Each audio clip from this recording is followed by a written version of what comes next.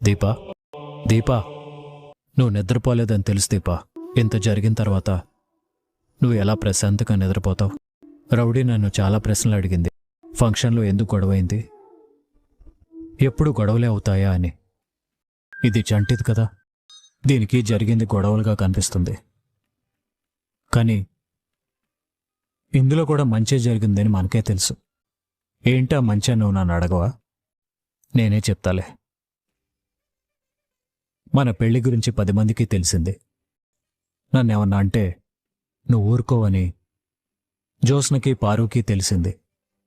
ఒక మనిషి నా సొంతం అని ఇంతకంటే గొప్పగా ఎలా చెప్పగలం? ఆవిడ రుణం తీరుతుంది అనుకున్నాను.